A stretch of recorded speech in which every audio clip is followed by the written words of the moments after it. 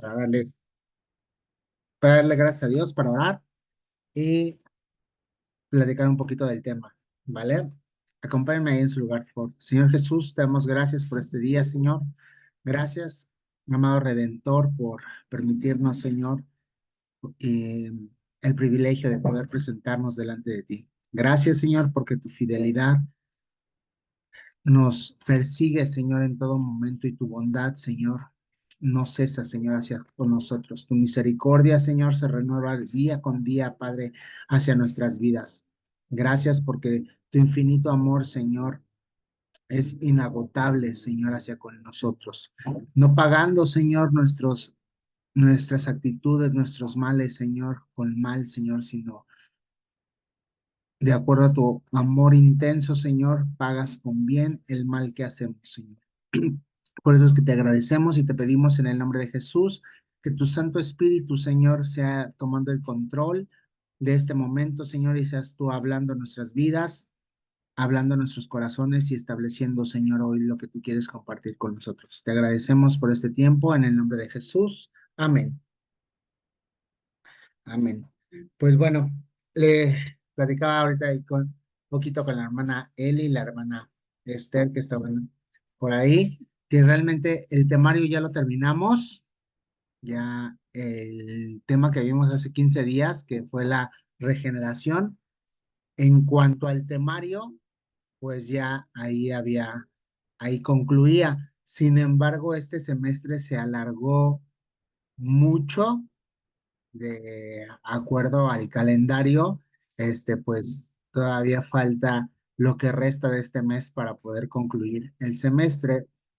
Y pues bueno, yo dentro de lo que había platicado con el pastor Agustín, pues yo tenía un par de temas más que agregar al temario, si es que en dado caso que hoy nos tocó aquí con ustedes y lo van a estrenar, nos faltarán clases, el poder compartir otros temas más en el calendario, ¿vale? Entonces, voy a compartirles mi pantalla y vamos a hablar un poquito de este tema que va siendo parte de lo que es la salvación, ¿vale? Y así rapidísimo, como recuerdo, realmente el tema es pequeñito, no es realmente gran contenido, pero en cuestión de un recuento de lo que es la materia, ¿se acuerdan qué significa soteriología?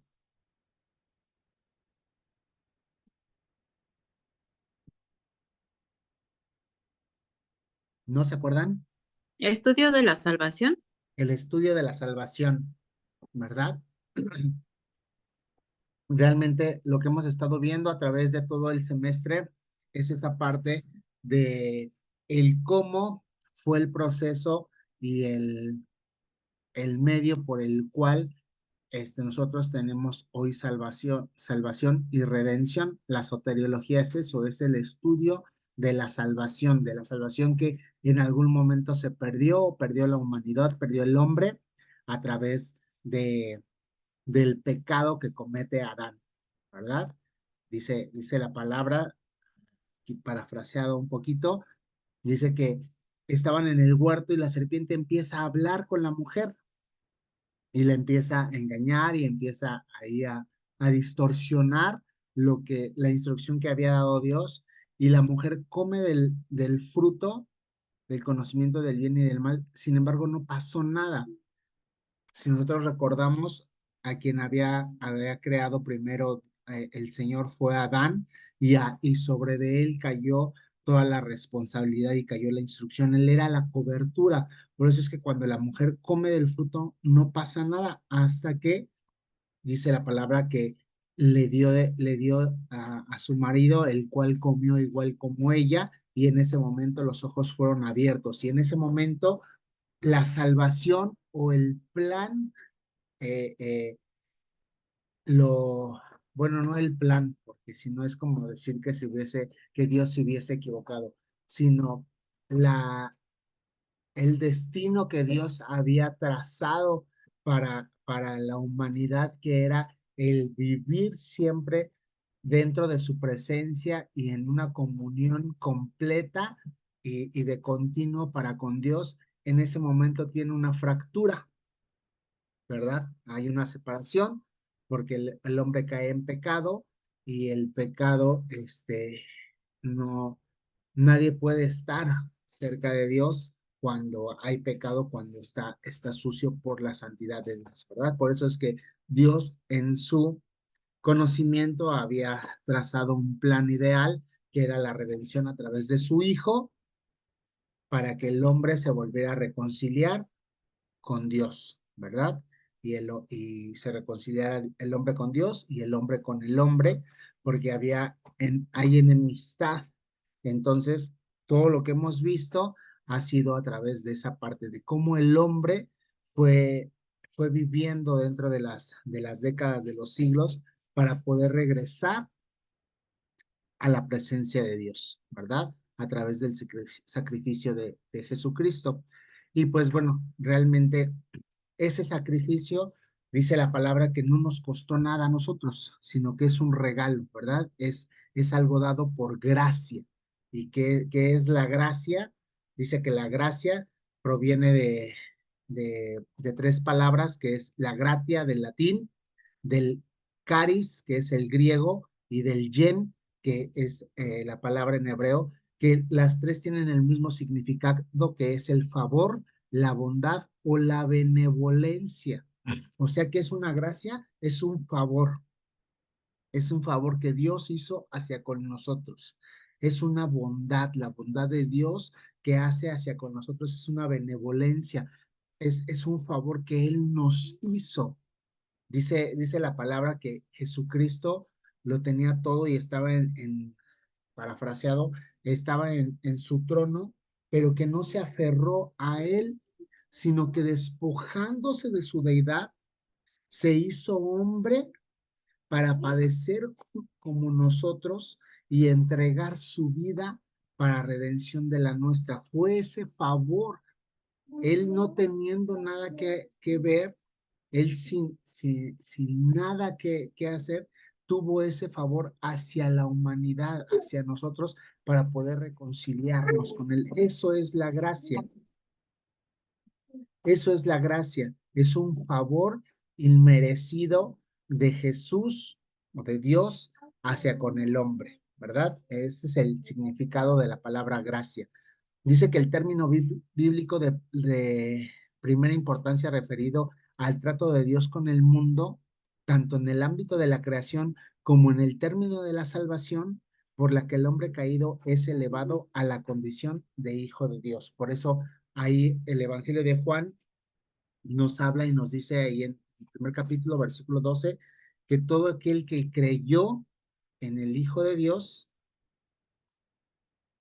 se le da la potestad de ser llamado hijo, hijo de Dios, ¿verdad? Todo aquel que hemos creído en Jesucristo, que Jesucristo vino al mundo, que Dios lo levantó, dice la palabra, mas a todos los que le recibieron, a los que creen en su nombre, les dio potestad de ser hechos hijos de Dios. El capítulo de Juan empieza a hablar de la parte hace una referencia al principio en la creación, ¿verdad? Diciendo que en el principio era el verbo y el verbo era con Dios y el verbo era Dios.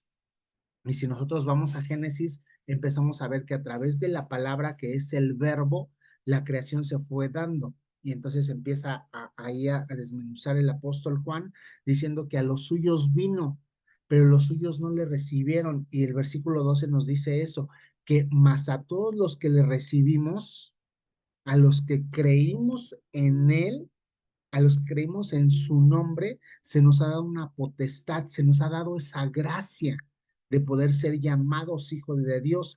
¿Por qué? Porque estábamos apartados, éramos solamente creación, éramos solamente una parte creada más por Dios, por su grandeza, por su poder, por su inteligencia, pero no teníamos esa capacidad de ser redimidos. no teníamos esa capacidad de poder volver a presentarnos y poder volver a estar dentro de la presencia de Dios, sino hasta que recibimos, hasta que creímos en el sacrificio que hizo su Hijo, ¿vale? Por eso dice que eh, el término bíblico tiene una importancia referida al trato que Dios nos da con el mundo. Es un trato totalmente diferente al que hace con la creación, al que hace con nosotros, ¿verdad? Porque no todos son constituidos hijos de Dios, solamente a los que le hemos recibido, a los que hemos creído en su nombre. Dice aquí la presentación que en el Antiguo Testamento nos da referencia con el vocablo Hanán, que es doblarse o inclinarse, refiriéndose a la bondad hacia alguien que inspira compasión. O sea, ¿qué es esto?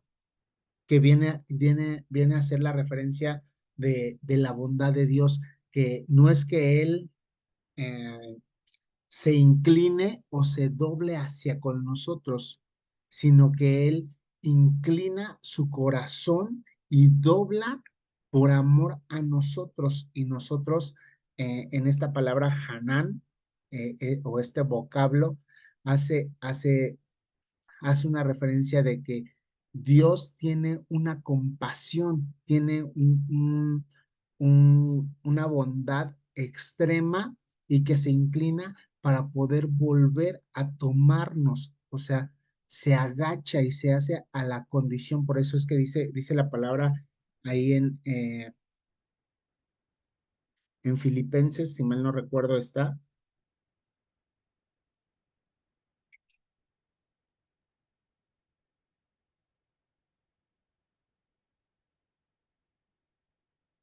no, perdón, es Efesios, donde habla que... mm,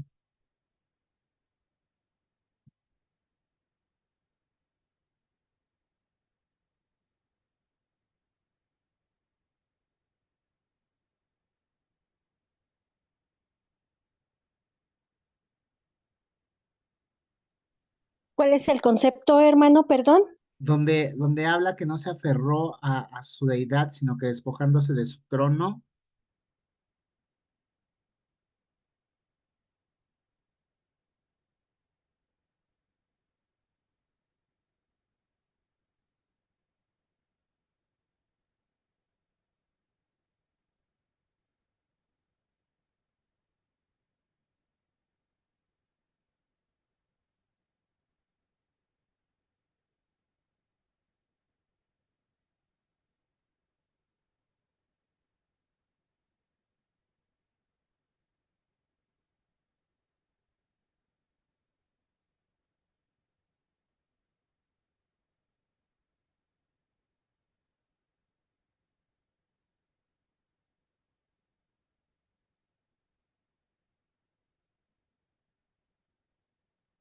Bueno, el, el término o la idea general Pablo menciona que él no se aferra a su trono, sino que se despoja de él y se hace como uno de nosotros para padecer. Es esa parte en la que se refiere a la que hace referencia este vocablo de Hanán, que es la parte en la que se inclina a ser como uno de nosotros, a padecer lo mismo que nosotros para poder redimirnos. Y va haciendo una... Hermano, si no me equivoco, es Filipenses 2. A ver, espéreme. Creo que sí es Filipenses 2, 5 o 6. A ver, déjeme ver. Mm, Filipenses 2, 6.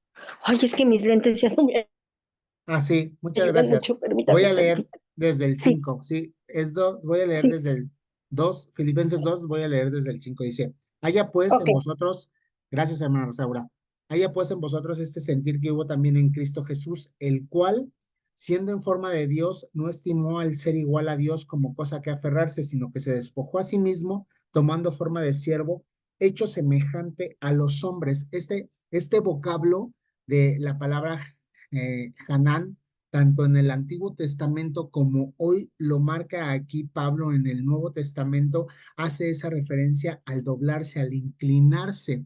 el Antiguo Testamento lo va marcando refiriéndose a esa bondad, a esa compasión que tiene Dios por el que inspira una compasión. Esa parte se veía reflejada dentro de los sacrificios mosaicos, ¿vale? Hacia una inclinación o doblaba su sentir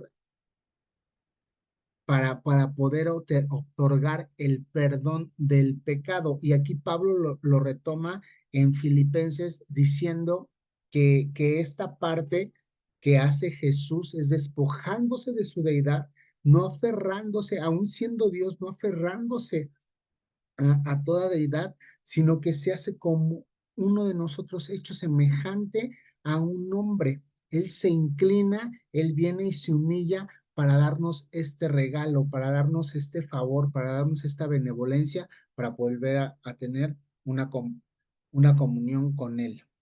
Dice, sigue diciendo la lámina, dice, el término yen, que significa favor benevolente, no es un término religioso, expresa un modo de relaciones sociales marcadas por las diferencias de clase, rango y prestigio. Por eso, básicamente, un favor del grande hacia el pequeño, obviamente, ¿verdad? Esta parte es la que hace el Señor. Por eso es que todos estos términos hacen esa referencia al inclinarse, al hacerse como nosotros, para mostrar ese favor de, de bondad, de amor, de benevolencia, porque si no hubiese sido por él, nosotros no hubiéramos podido alcanzar nuevamente la comunión con Dios.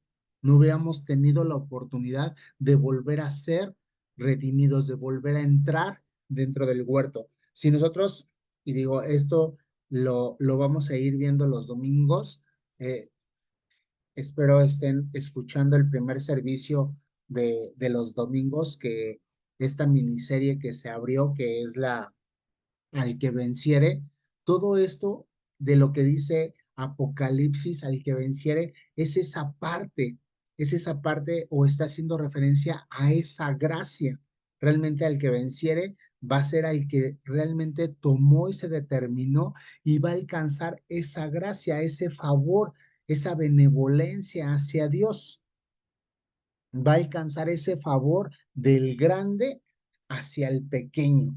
Vamos a encontrar ese yen, ese favor benevolente, porque si por nosotros fuera de continuo, seguimos pecando, nos seguimos equivocando y nos seguiríamos desviando y apartando más y más de la presencia de Dios. Pero gracias a su Espíritu Santo, y era lo que veíamos en las clases pasadas, dentro de este punto o estos puntos que él hace, que fue la justicia o la justificación, la, la regeneración y la santificación, nosotros podemos volver a acercarnos, podemos obtener esa gracia para poder alcanzar o para poder mm, ser parte de los que vencen o de los que vencerán al final, ¿vale? Porque si por nosotros fuera, si estuviera en nuestras fuerzas, nos apartaríamos. Por eso es que el grande va a venir a hacer favor hacia el pequeño, al que no puede, lo va a proteger, lo va a cuidar, lo va a guiar y lo va a volver a presentar delante del Padre, ¿vale? Y finalmente dice que aquí otro vocablo que encontramos para referirnos a la gracia, que es el caris, puede tener tres sentidos diferentes. Un sentido que puede ser objetivo, dice que es aquello que otorga u ocasiona placer, delicia o causa una actitud favorable aplicable a la belleza o a la gracia de la persona, sus actos o manera de hablar, las palabras de gracia. O sea, ¿qué refiere esto? Que la gracia va a venir en un sentido objetivo. Va a haber palabras suaves, palabras gratas que se van a recibir hacia nosotros o perdón, que nosotros vamos a expresar hacia el objetivo que es Jesús, ¿verdad? Porque vamos a aplicarlo a su belleza, a la belleza de su persona, a los actos que hizo, a la manera en la que habló y redimió nuestras vidas, al placer que nos ocasiona el estar en su presencia, a la delicia eh, causada en una actitud favorable hacia nosotros, ¿verdad? Otro punto de este vocablo es algo subjetivo, que es por parte del sujeto designa la disposición amistosa de la que procede el acto bondadoso. Gracia, bondad, buena voluntad en general, especialmente con referencia al favor o a la gracia divina, destacándose su libre disposición en universalidad, su carácter espontáneo, como en el caso de la gracia redentora de Dios, así como el placer o el gozo que la recibe, ¿verdad? Bueno, la parte subjetiva va a ser totalmente algo que va a venir, se va a dar de Dios hacia con nosotros, ¿vale? Y el tercer punto, que es otro sentido objetivo, que indica el efecto de la gracia, el estado espiritual de aquellos que la han experimentado, bien sea un estado de gracia, dice Romanos ahí. Yo creo que todos aquí hemos experimentado ese estado de gracia, ¿verdad? Hemos experimentado realmente ese estado en el que nos hemos sentido redimidos y nos hemos percibido y hemos vivido re, o hemos sentido la redención que nos ha dado, ¿verdad? Todos hemos sentido el Espíritu Santo que ha entrado en nosotros, que nos ha renovado, que nos ha regenerado y que nos ha dado ese sentido de pertenencia y nos impulsa a seguir avanzando, ¿ok? Dice que el vocablo caris, que va a ser la significación o va a ser un derivado de la gracia, tiene tres puntos o tres sentidos que van a ser dos objetivos y uno subjetivo, ¿vale? Dos objetivos que va a ser de algo que se ve y un subjetivo que es algo que no vemos, pero que sabemos que existe, que es la gracia redentora de Dios hacia con nuestras vidas. Y en el sentido salvífico puede tomarse como favor o como poder en virtud de un don especial, ¿vale? Dice, cuando Pablo habla de la gracia no se refiere a una cosa, sino a una experiencia que viven los creyentes. Se trata del favor de Dios y de un don de Dios que el creyente experimenta en sí mismo como un poder que le lleva a vencer el pecado y la injusticia del mundo, así como a discutir la voluntad de Dios en cada situación correcta. O sea, ¿a qué se refiere aquí? Aquí está haciendo referencia Pablo, que no va a ser eh, una cosa, o sea, la gracia no va a ser una cosa que se nos va a dar, sino va a ser un estilo de vida y va a ir acompañada, obviamente, toda la parte de la salvación va a ir acompañada a través de la obra redentora de Cristo, pero a través de la obra regeneradora del Espíritu Santo, que va a ser el que nos va a guiar, el que nos va a convencer y el que nos va a apartar del pecado, que nos va a avisar a ser avisados y nos va a hacer a mantenernos alerta ante las tentaciones. ¿Para qué? Para que nosotros en nuestro albedrío decidamos si permanecemos, si seguimos obteniendo, abrazando esa gracia que no nos costó nada, que nos redimió, o nos volvemos a declinar por el pecado y por el apartarnos del Señor. ¿Vale? Pues bueno, hasta aquí, no sé si tengan un poquito de duda del tema, de lo que les compartí. Realmente es un punto muy, eh, realmente la parte de la gracia creo que todos lo podemos entender, sin embargo, o la podemos más bien conocer, pero el fin o el objetivo realmente de la gracia es el saber, y creo que todos lo tenemos, que es algo que no nos pertenece, no es nuestro, que se nos fue, que es un regalo, que es un favor que Dios nos da y que es algo que en nosotros está el poder apartarnos o el poder desecharla o el poder atesorarla más, ¿vale? A través de nuestro libre albedrío. No sé si tengan alguna duda, alguna pregunta.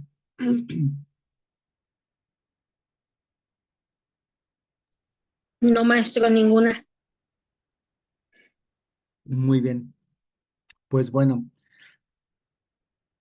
voy a checar por ahí el calendario y creo que la segunda, la segunda quincena de junio, o si no es que la última semana de junio, vamos a estar ya viendo la parte del examen. Entonces, porque el semestre termina a principios de julio. De hecho, si mal no recuerdo, debe de terminar antes del aniversario de la iglesia, que es la segunda semana de julio, y una semana antes debe de ser la graduación. Entonces, por ahí entre la tercera semana, cuarta semana, vamos a estar haciendo una evaluación y pues realmente, bueno, creo que no está complicada la materia, es muy, hermana José. Es, es muy sencilla, realmente es sencilla, solamente pues ahí repasen un poco lo que les he mandado en las diapositivas y no hay pierde. Pero si llegasen a tener alguna duda, alguna pregunta, pues estoy para servirles. La siguiente semana me gustaría compartir con ustedes otro tema que he estado viendo que se me hace relevante en cuestión de lo que es la materia. Entonces, pues bueno, sin más, nos vemos primero Dios la siguiente semana y ya después nos vamos preparando para, si tienen algunas dudas, algunas preguntas para previas al examen, las podamos resolver. ¿Va que va? Pues vamos a orar para poder despedirnos y pues que puedan seguir en sus actividades y conectarnos a la oración. Acompáñenme en su lugar, por favor. Señor Jesús, te damos gracias por esta noche, Señor. Gracias por lo que tú nos has hablado, Señor, por lo que nos has compartido, Señor, y lo que has establecido, Señor, y en esta noche. Gracias, Señor, porque sabemos, Padre, que tu favor, Señor, hacia con nosotros, Señor, es hermoso, Señor, y es único, Señor, que tú has dado, Señor, esa gracia inmerecedora hacia con el hombre, Señor, redimiéndolo, Señor, de sus faltas, de sus equivocaciones, por amor, Señor, por tu bondad que es inigualable, Señor, porque tú eres bueno, Señor, eres bondadoso y eres fiel, Señor.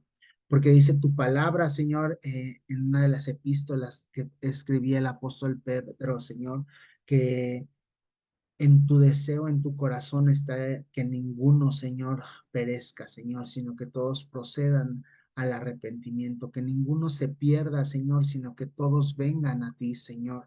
En tu deseo está eso, Señor, porque tú nos has creado, Señor, y el fin o el principio, Señor, de tu creación fue para que habitáramos todos, Señor, delante de ti, Señor, para que tuviéramos una comunión, Señor.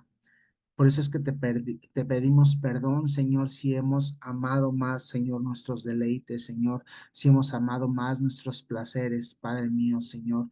Hoy permítenos, Señor, volver a retomar, Señor, esa gracia, Señor, que tú diste, que tú nos regalaste, Señor, con tu sacrificio en la cruz, para poder, Señor, un día, Señor, volver a estar delante de ti, abrazarnos, Señor, y vivir una eternidad como es, Señor, tu deseo y como fue en el principio, Señor, tu plan específico. Yo te doy gracias por la vida de mis hermanos, te pido que los bendigas, que los guardes, que los lleves con bien y los tengas en bien, Padre mío, Señor. Guárdalos en todo momento, Señor, y sé con ellos, Señor, en lo que resta del día, en sus sueños y aún, Señor, al día siguiente. Que tu Espíritu Santo les cubra, les llene, Señor, y les provea, Señor, lo que necesitan, Padre mío, para sus vidas. Te alabamos y te glorificamos en el nombre de Cristo Jesús. Amén. Amén, amén. Pues bueno, cuídense mucho. Nos vemos primero, Dios, la siguiente semana. Muchas gracias. Bendecida noche. Gracias, Un buenas abrazo. noches. Bye, bye.